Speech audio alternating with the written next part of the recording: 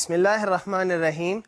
Assalamu alaikum and welcome to this session in which we are going to talk about comparing systems using simulation. We need to realize that one of the most important use of simulation is simulating two different systems and then performing simulation runs on them and then comparing them to decide which one of the option is better. We also need to realize that in a stochastic simulation, the output variables are random. So in that sense, they would have some variance. If we were to do the simulation again, it is possible that our output variables would be different. So how do we go about comparing the output variables of the different systems? This is a challenging task, and we need to first of all realize that the output of both systems is random, and therefore we require statistical analysis of the output. So just to get things started, I'll be pointing out some excerpt from a very old paper, but a very fundamental paper in the field of digital simulation. This is a collection of two papers written by Conway in late 1950s and in early 1960s, in which he very clearly articulated the main challenges in digital simulation. When I say digital simulation, it means using computers to do simulations. So the 3 points highlighted are, firstly, steady state and initial bias problem. In that, determining when a simulation is in equilibrium so that any transience caused by the simulation's initial condition has died out. So this is very important to realize, because when we are calculating the output for a system, typically we are interested in the steady state output. But it may take the system a long time to settle down to the steady state. So we need to realize this and exclude the initial transient part. And we have covered this in an earlier lecture when we talked specifically about output analysis. The next 2 points specifically highlight issues that we'd be covering in today's session. The second point highlighted by Conway was variance estimation. And in this point, variance refers to the variance in the estimator of the population parameter. Estimating the prescient variance of simulation-based estimators of steady-state performance is an important issue because the estimator itself has some variance. You would recall this is measured by the standard error. Standard error is the standard deviation of the sampling distribution, which simply tells us that the estimates itself are going to vary. If we were to do the experiment again, for example, the sample mean in all probability would be different. But how different would things be? Because that would tell us about the prescience of our estimates. So this is a very important issue.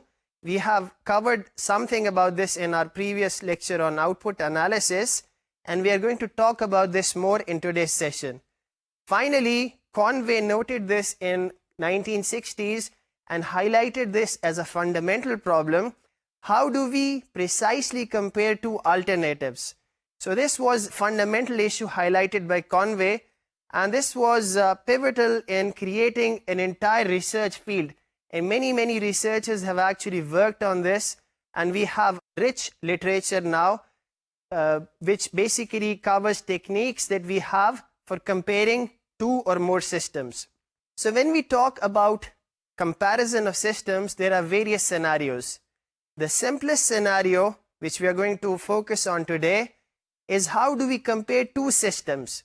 This is the simplest possible comparison. But we have other scenarios as well. For example, we may have screening problems in which we have many different settings or many different system configurations, and we want to rule out clearly inferior designs. We also have selecting the best system scenario in which you have more than two systems and you want to select the best system. Doing pairwise confidence intervals is actually cumbersome, and also we suffer from the problem of alpha inflation, something that we have covered in previous sessions. And lastly, we also may be interested in comparison with some baseline or some fixed baseline performance. So we want to select the best system, but it must actually perform better than some baseline or some threshold. And there are other scenarios as well, and I refer you to the course guidebook to find more references into techniques that have been created for these specific scenarios. An entire statistical area is basically addressing these questions, and such methods are known as ranking, selection, and multiple comparison methods. But this is not the focus of today's session. We're only going to focus on comparing two systems. I can now highlight the flow of today's session. So the remainder of this session would have three parts. The first part is going to talk about statistical tests for comparing two systems. And these are also the hypothesis tests. So we compare different hypotheses about the relation of two systems. In the second part of today's session, I'm going to talk about the confidence interval of the mean difference between population parameters of two systems. Because when we are interested in comparing two systems, typically we compare the mean of the two systems. In other words, we would be taking the difference of the means, and then on the basis of this, we analyze the differences between the two systems. So this would be talked about in the second part of today's session, where we are going to talk about how do we actually give a confidence interval to this mean difference. Not only have a point estimate, but also the interval around it, which defines the precision of our estimate. And lastly, we are going to talk about variance reduction techniques, because we are estimating from the sample and inferring the population parameter. We want the estimator to be unbiased, and also we want it to have less variance, because the lesser variance that we have in our estimator, the better estimator it is. So we'll be covering some very simple techniques that we can use to reduce the variance of the estimator without much additional effort. So let me start with the first part of today's session. When I talk about comparing two systems, what hypothesis test do we have for that? But just as a background, let me recall the student's t-test, which is basically comes in many variants, but we're going to talk about the one sample student's t-test. This allows us to perform a hypothesis test in which we compare the sample mean to our hypothesized population mean. If the sample mean is too different from the hypothesized mean, we reject the null hypothesis. In other words, we have a worldview about the system. We imagine, or we have this hypothesis that the system has this characteristic, but we want to then test it by doing some experiment on it. In this case, because we're doing simulation, we're going to have some sample output, and then we are going to calculate some statistic on that sample. And we are going to see if our sample is consistent with the null hypothesis or not. If it is very inconsistent with the null hypothesis, we will reject the null hypothesis and adopt the alternative hypothesis. So you would recall from our earlier sessions the discussion about William Gossett, also known by his pseudonym Student, because he was working for Guinness Brewery, and the employer of Gossett did not allow Gossett to publish with his original name. So Gossett went on and wrote a paper, a very influential paper, The Probable Error of a Mean. Let us now just pause and highlight the importance of the title itself. The probable error of the mean refers to the fact that when we are taking samples, we often characterize the sample by the mean. But the sample mean itself will change when we take different samples. So it will not always be consistent with the population mean. Sometimes it would be close to the population mean. At other times it would be far from the population mean. The larger sample we have, the chances are more that we would be close to the population mean. But still you have some variation here. How do we characterize this? So the idea of Gossett was to calculate the difference between the sample mean and the hypothesized mean, and then standardize it, where standardizing it means dividing it by the standard error. And you can see the formula on the screen. We see that T is equal to the difference between the sample mean and the hypothesized mean divided by S over under root n, where S over under root n is the standard error. And we note here that S is a surrogate for the population variance, because when we have small samples, and especially when we are talking about simulations, we do not know the population variance. We do not know the actual output distribution, but we can estimate it from the sample itself. So S here is acting as a surrogate of the actual population standard deviation. From this, we see that this standardized T variable would have its own distribution, and this is known as the student's T distribution.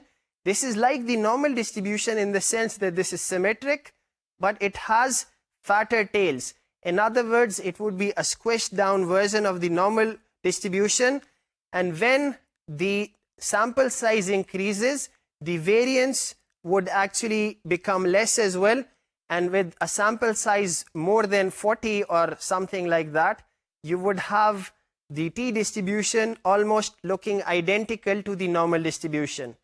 So something that I would like to reiterate is that the sample mean X bar, which is basically the average of all the sample replications or the sample items, this X bar is a random variable. In other words, if you were to do the experiment again, it would be different because this thing is random. If this is a random variable, it would also have some distribution, and that distribution is the sampling distribution. The other idea is that we are doing this for testing the hypothesis that the sample actually belongs to a process that has the hypothesized mean.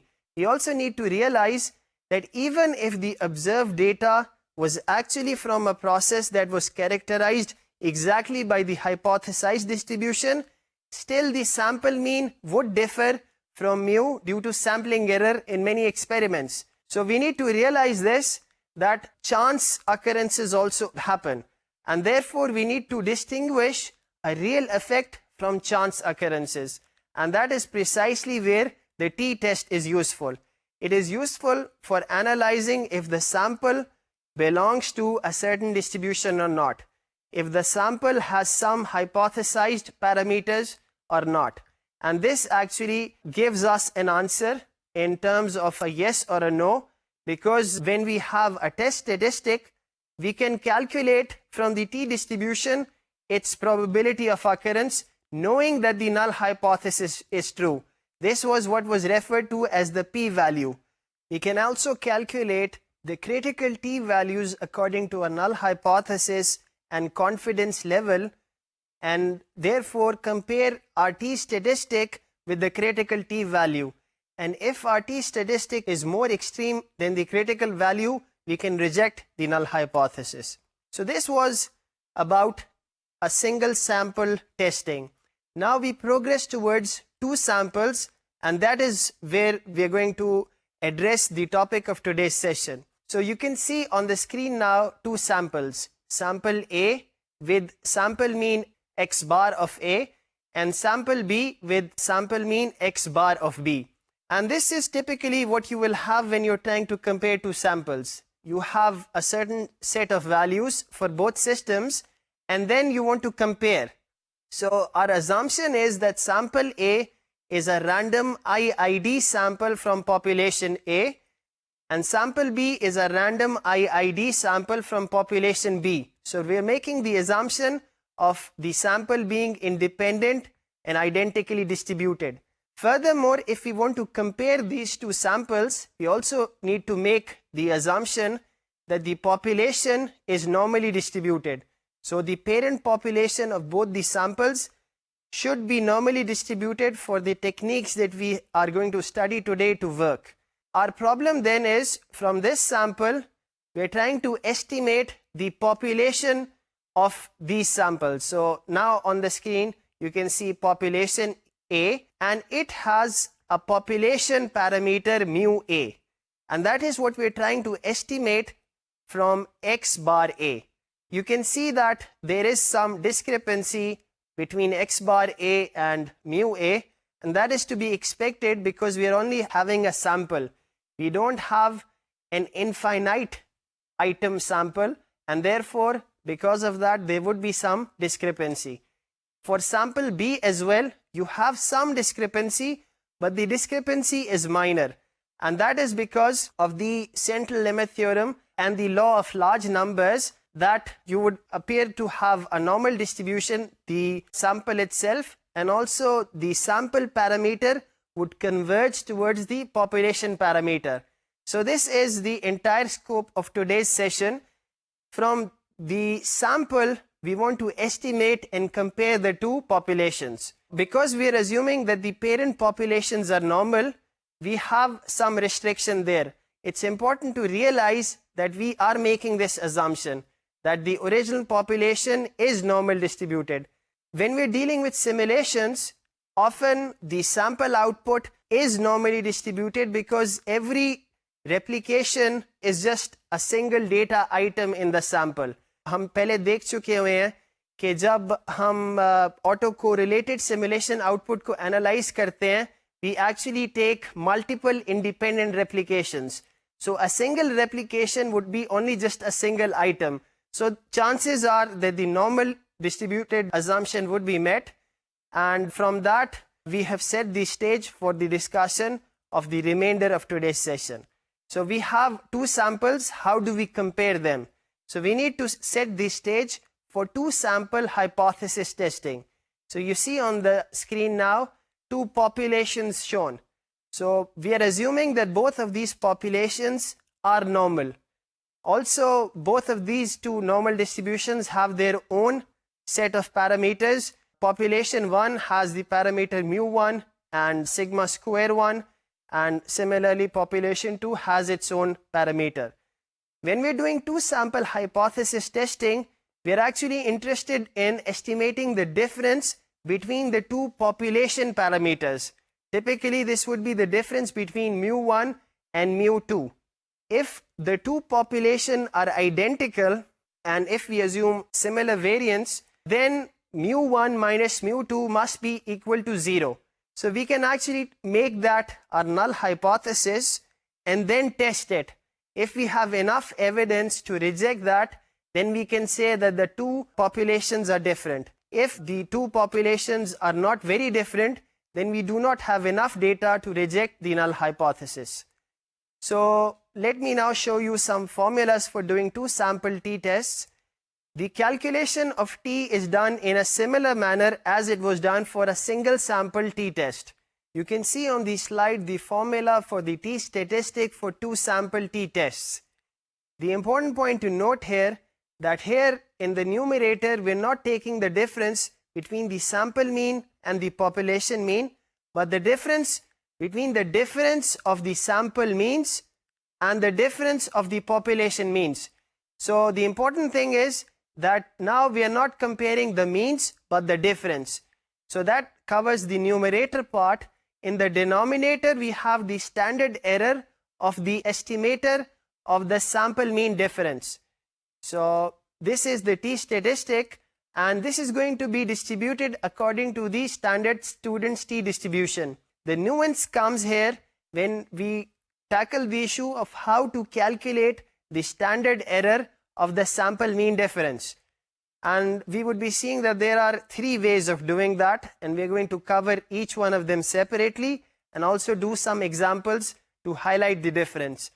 But we point out here that we use the student's t-distribution because typically the sample size is less than 40, and also we are estimating the population variance from the sample variance. And whenever we are doing that, we have to use the student's t-distribution. Also, how do we calculate the critical value? Because when we're doing a statistical test, we compare the t-statistic against the critical value. So depending on our null hypothesis, the critical values are calculated differently. If we have a one-tailed test, for example, we are hypothesizing that mu1 is more than mu2 or mu1 is less than mu2, then in that case we would only have a single critical value, and this would be done by what is known as the one-tailed test. In the other case, we may have the null hypothesis that the two population means are identical, and in that case we would have two critical values. So it depends, the critical value depends on the null hypothesis, and it also depends on the confidence level and also the degrees of freedom. The larger your sample size is, the larger or the more the degrees of freedom you would be having. So let us now proceed and talk about methods of calculating the standard error of the sample mean difference. We are going to first of all talk of the case where the two samples are independent. We'll be talking about the dependent sampling case later on. So when we have independent sampling, you can have two scenarios regarding the original population variance.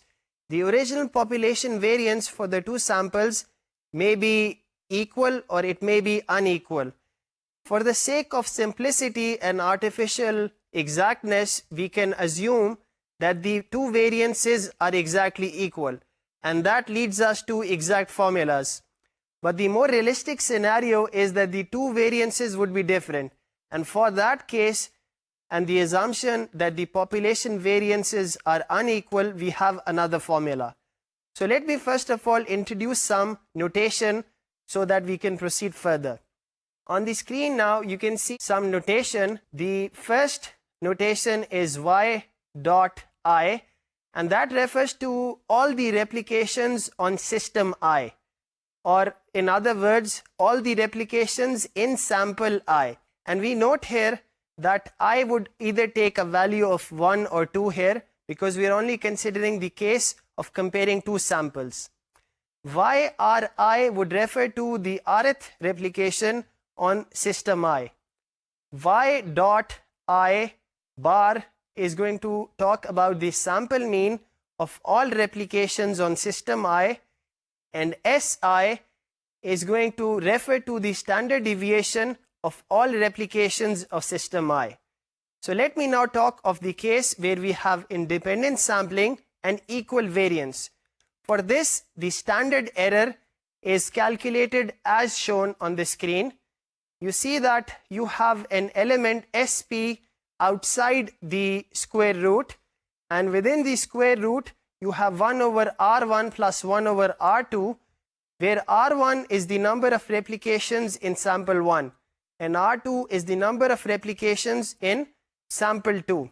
So how do we go about calculating the pooled sample variance?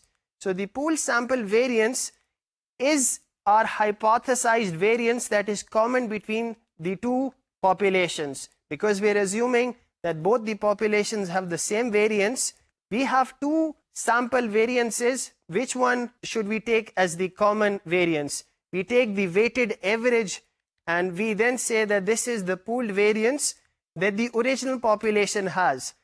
And that is how SP square is calculated. You see that this is just a weighted average. We are weighting the contribution of S1 square and S2 square according to the degrees of freedom they are offering. The first sample is offering R1 minus 1 degrees of freedom. The second system or sample is offering R2 minus 1 degrees of freedom. The overall degrees of freedom is referred to as nu, the Greek letter nu, which looks like V, and this is the degrees of freedom. In the case where we have independent sampling assuming equal variance, nu is equal to R1 plus R2 minus 2.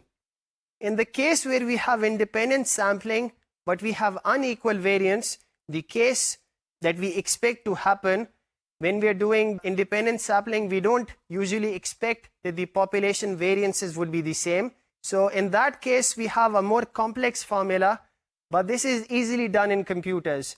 So it may be more prudent to always use this formula, because this takes us from the artificial exactness that we have in the first formula. The first formula is stated to be exact, but it is only exact for some very difficult assumptions. We need to have exactly normal distributions, and we also need to have exactly equal variances of the two populations. something that would be very hardly met. In the second assumption, we have an approximation, and according to many textbooks, it actually gives better performance in majority of the cases. And this is typically done by computer software, but we also have the formula written for the degrees of freedom. The important point to note here, that here the calculation of the degrees of freedom is not very straightforward.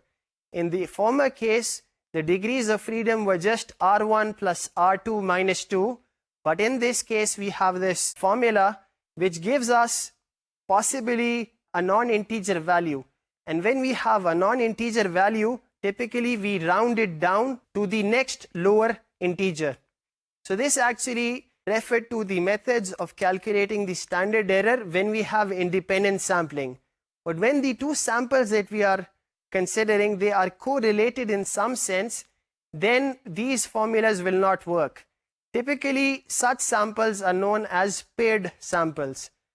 And for that, what we will do is we will collapse the two samples into a single sample by calculating the differences of the pair in various replications. So we would calculate dr, and that would be equal to yr1 minus yr2, where yr1 refers to the rth replication on the first system. So we have now broken down or collapsed the two samples into a single sample, and from here onwards it's very simple. Because we have a single sample, we can easily calculate the standard error of this difference vector. And that is calculated as S of d over under root r, where r is the number of replications. It's important to note here that in this case, we have lost almost half of the degrees of freedom, in the sense that firstly, we are restricted to using the same number of replications on both the samples. In the previous case, we had the degrees of freedom were equal to R1 plus R2 minus 2, but in this case, it is just equal to R, which is going to be approximately half of the degrees of freedom that existed earlier. So from this, we can note that we have some reduction in degrees of freedom. So why should we be actually having dependent sampling? It is useful in many cases, because if the samples refer to the same subject, for example, you have two samples that are measured on the same system in a scenario where one sample is before a modification and the other sample is after the modification. So both these samples are paired in the sense that successive measurements refer to the same subject. So in that sense, some extraneous variance has been removed. So this is very useful, and you would see in examples that we'd be covering that this actually, although reduces the degrees of freedom, but it also reduces drastically in many cases the standard error. Let us now study some example of these two sample hypothesis tests. So we take a very simple example. Imagine that you are going to conduct a study on 15 students, and you're going to measure their heights before they wear a shoe and after they wear a shoe. So it is a very simple example, and you expect that the after wearing the shoe part will have larger height. But then we also need to see if our statistical test can actually catch this. So this gives us a good example on which we're going to see all our three techniques. So the first technique, in which we are assuming independence and equal variance, is also referred to as the two sample t or the pooled t test. So let's now work out this example for this assumption. So we first of all note that the difference in the sample mean is equal to 1.6. But we don't know yet if this sample mean difference is enough or not to reject the null hypothesis. For that, we need to actually estimate the standard error. So first of all, we calculate the pooled variance, and we calculate it by multiplying the individual sample variances by the degrees of freedom offered by that sample, and we divided this sum of the weighted variances by the overall degrees of freedom. So this comes out to be 25.4, and then we proceed to calculate the standard error of the sample mean difference according to the formula that was shown. When we calculate this, this comes out to be 1.84. So we are now in a better position to judge if the sample mean difference is significant or not. We see that the sample mean difference is actually less than even the standard error. So because the standard error tells us how much the sample means are expected to vary. So when we calculate the t-statistic, the value comes out to be 0.84. And how do we judge if this t-statistic value is enough or not? We have to calculate the critical t-values. For the null hypothesis that both the population parameters are identical, we calculate the critical t-value for confidence level alpha is equal to 0.05 and degrees of freedom equal to 28. Because you have 15 replications in both samples, we subtract 2 from the sum of these. So 30 minus 2 is equal to 28. The degrees of freedom are 28. The critical value is calculated to be plus minus 2.05, which is a lot higher than our t-statistic. So we will fail to reject the null hypothesis. Let us now proceed to cover the case where we are still assuming independence of samples, but now we have unequal variances. In literature, this is referred to as the Welch's unpaired test. Unpaired because we are assuming independence. We use paired where we have dependence. So the sample mean difference remains the same, but now the standard error is calculated differently. But the formula is different, but the value comes out to be the same. The standard error as before is equal to 1.84. Thereafter, we calculate the value of nu according to the formula that was shown. You can see the formula calculation for your own understanding. We see that the value that is calculated when round down to the lower integer comes out to be 27. So we have one lesser degree of freedom than we had earlier. When we calculate the t-statistic, it comes out to be the same. The sample mean difference divided by the standard error. This comes out to be 0.84. We don't know if this is significant or not. We have to compare it with the critical t-value. The critical t-value is now calculated for the same confidence level, but for 27 degrees of freedom. So the values come out to be the same, approximately same. When you have larger degrees of freedom, then you don't actually make big differences in the critical t-values. So in this case, you again have 2.05. Our t-score is less than that, so we will fail to reject the null hypothesis. So the simple difference, we obviously know that the student who is wearing a shoe would be taller than the other student, but our statistical test is not able to make it out. Why is that even possible? So we pause to wonder about this. The reason for that is that there is a lot of variance in the samples itself, but that variance is not really relevant to the effect that we are studying. Students की heights में वैसे ही काफी फर्क है. If you observe in sample A, there is a lot of variance. In sample B, you have a lot of variance. Because we are not establishing the paired relationship, the unpaired test is not able to detect the difference. Now let us consider the last case. Because we are considering a dependent example, a paired example, it is fairly obvious to see that the paired t-test would perform better. Let's see how it performs better. We are now collapsing the two columns, the sample A column and the sample B column, into a single column. So the two samples are collapsed into a single sample, and from that single sample, we calculate S of D. That is calculated to be 0.41. We divide it by under root of R. So this comes out to be 0.11. The t-statistic is calculated as shown on the slide, and it comes out to be 14.54. And now we want to see if this t-statistic is high enough.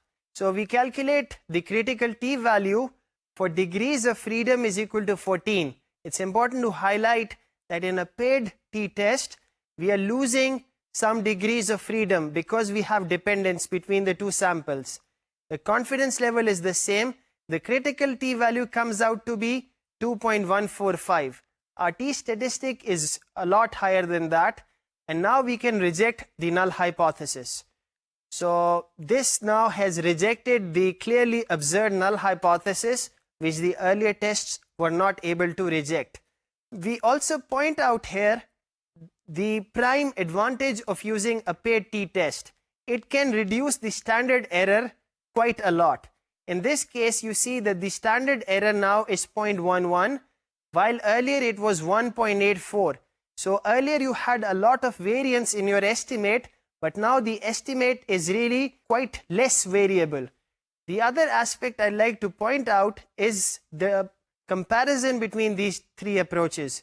We point out that for the paired t-test, it's important that we have the same number of replications on both samples.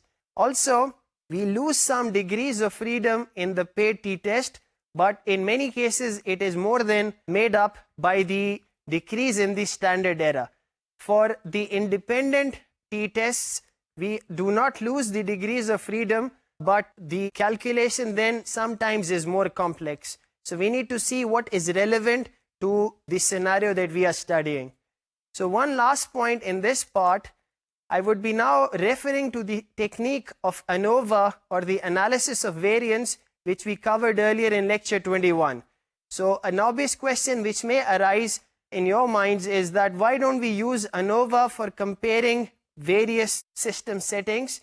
As mentioned in that lecture, we talked about the fact that ANOVA can be used to analyze more than 2 system configurations. So the important point to highlight here is that ANOVA can only tell us that there exists a difference between the sample means of the 3 settings, 3 or more settings. It cannot tell us which system performs best.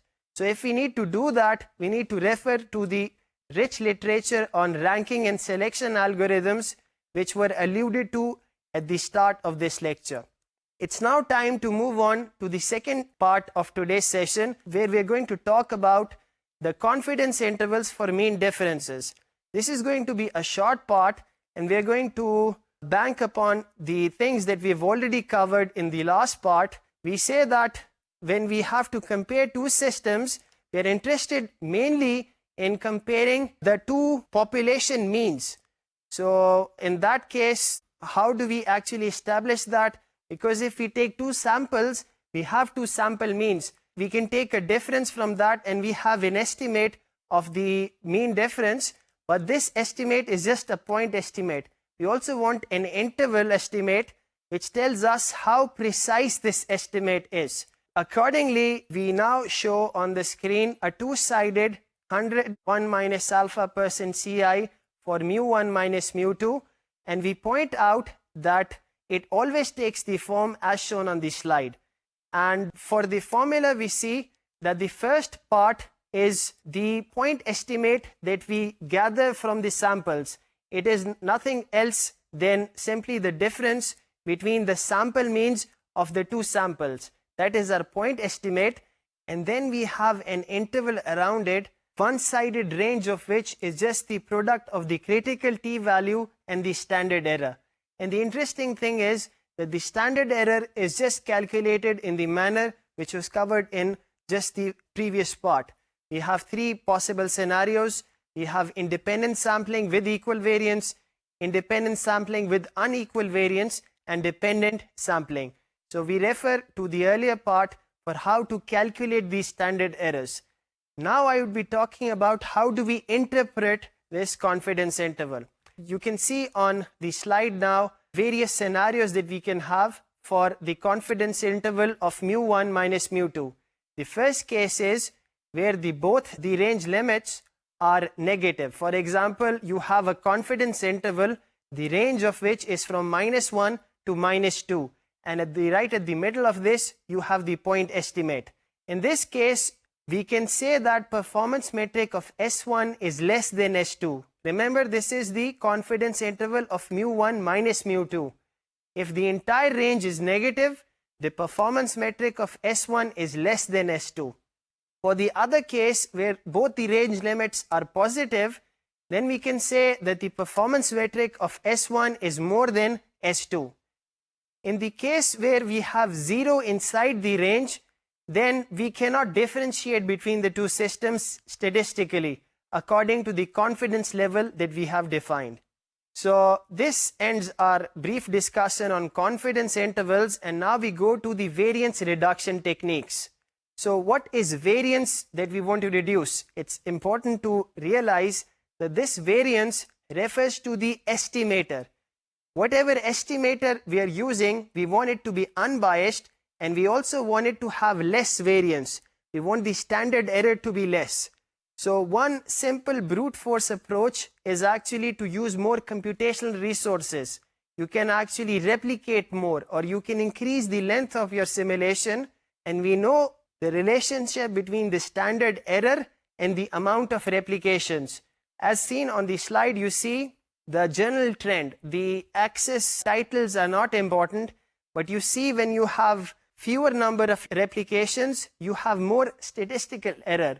But once you have increased number of replications, because of the less statistical errors, the actual trends that are present actually manifest themselves.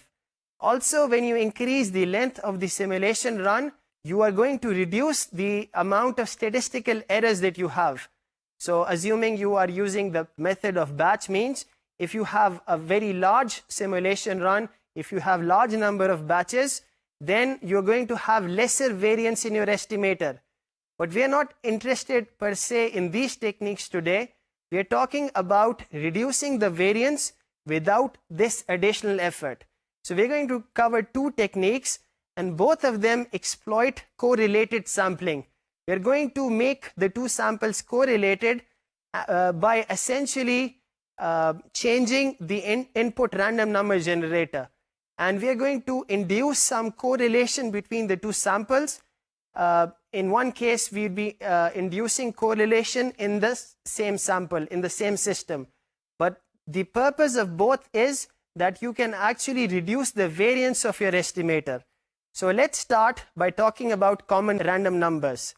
In this method, we use identical random numbers on compared system pair, which makes very intuitive sense. When we are comparing two systems, we should be giving them the same experimental medium. The same exogenous system arrivals should occur on both the systems. In that case, everything is the same except the logic model that defines the system, and therefore the actual difference would come out. This is an important technique, and we need to realize that common random numbers gives us, as simulation practitioners, what practical experimenters can only dream of: perfect homogeneity of the experimental medium. But just the catch here is that because you're inducing correlation in the samples, you're reducing the degrees of freedom. So to offset that, your correlation should actually be reducing the standard error. So let's now study this technique in more detail. Let us now first of all see, is there any theory for this technique to work? So we note that in common random numbers, we're going to use the paired t-test method. And in that, we've already seen the method of calculating the confidence interval and the standard error. We note that the variance of the d bar estimator is as shown as on the slide. And you see that the d element or the d vector is the difference between the two samples. Individual replication of the two samples create replications of the difference vector. So because we are taking the difference between two random variables, the variances are going to add up. But there is also this covariance term that you can see on this slide. If we can somehow exploit this, we can actually reduce the variance, because you see we have -2 covariance of two random variables, and this thing is contributing to the variance of d bar. If we have increased covariance, the variance would reduce. So positive correlation between the output of systems will reduce the variance of the estimator of the difference, and that is what we desire. But I point out a caveat here, that we are going to induce this correlation by inducing positive covariance between the inputs, and thereby hopefully induce some covariance between the outputs. But this is not guaranteed to be true. So common random numbers works often but it does not work for all systems. You have to see if it works for your system, and you also need to properly synchronize, because when we are using common random numbers, we use different streams for the same task at different systems. So for example, if you have a queuing system, then the same random number should be used for the arrival time for both the systems. Similarly, you have an alternative source of randomness for service times at both the systems. These sources of randomness must be properly synchronized. So let me clarify this through an example. On the slide now you can see two systems. The first system is an MM1 system. The second system is an MM2 system. In terms of their specification, they're basically similar to each other, except that in the second system, both the servers have mu is equal to 0.5, and in the first system you have a single system, and for that the rate mu is equal to 1. So they are practically identical, but queuing theory tells us that system 1 is better, and I refer you to our earlier sessions on queuing theory to know why. We want to highlight that while queuing theory tells us that system 1 is better than system 2, the simulation may or may not pick this up depending on how we sample these two systems. Imagine that we are going to sample this for simulation time is equal to 1000. We want to see if the system can pick it up. So on the screen now you can see independent random numbers. For various customer IDs, we see that the arrival times are not related to each other in the sense that they are independently generated. They're related in the sense that they belong to the same probability distribution. They both have lambda is equal to 0.9. For the service time, the service time distribution is the same because you have different parameters, and also they are independently generated. So you have many sources of variance here, and when we calculate from this, we are calculating the expected mean response time. We see that for different replications we have different results. For the first replication, S2 is more than S1, the expected mean response time. But for R3, replication 3, this trend is reversed. So when we form a confidence interval, we see that even with 30 number of replications, we cannot distinguish the system because 0 is contained inside the range.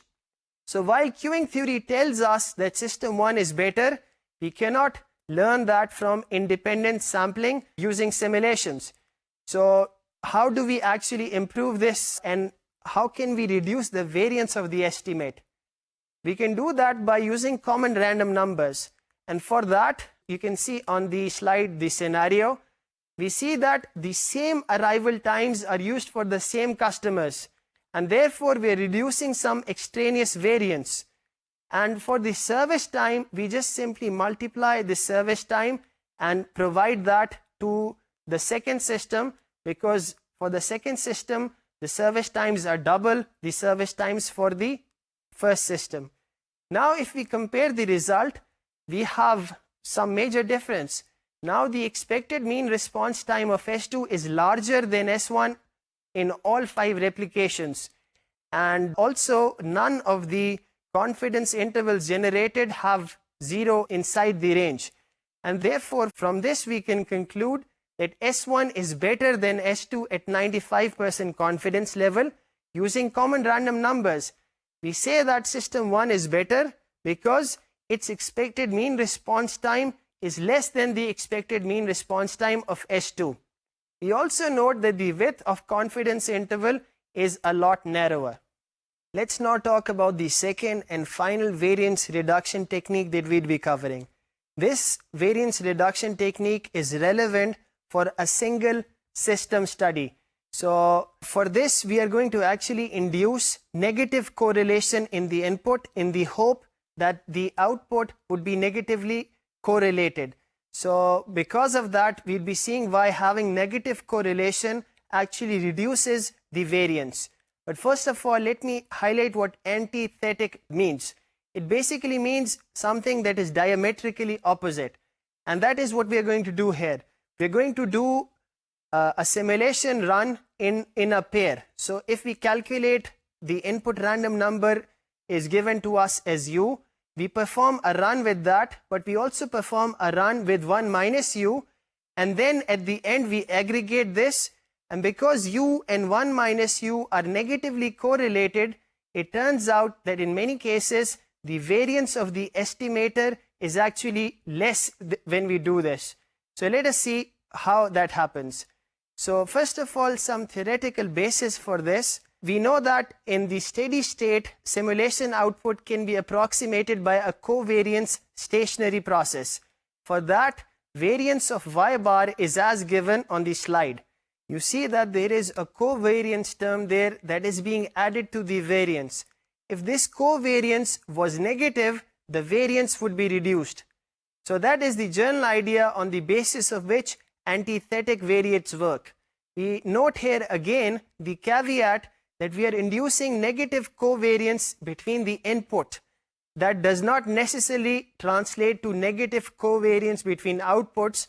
So we have to, for example, conduct a pilot study to see if this technique will work.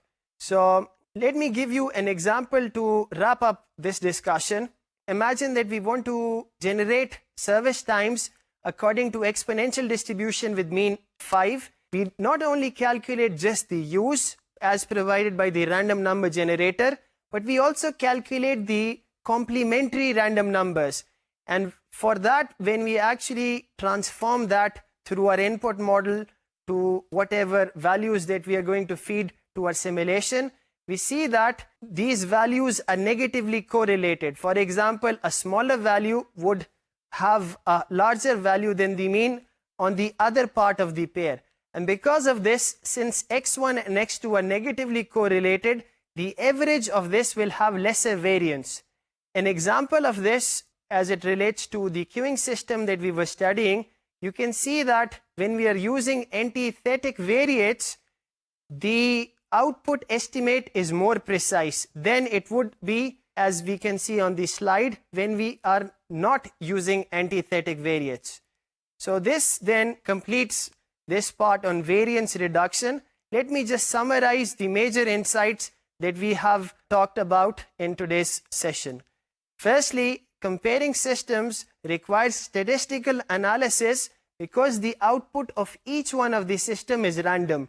And when we are comparing, typically the randomness adds up. So we need to have a statistical method for analyzing them using confidence intervals and hypothesis tests. We also need to worry about reducing the variance of the estimator. And we do that typically without much additional effort by using common random numbers and by using antithetic variates. But we need to see where these techniques apply and where these techniques do not apply. This then completes today's session. I will see you next time, inshallah. Assalamu alaikum.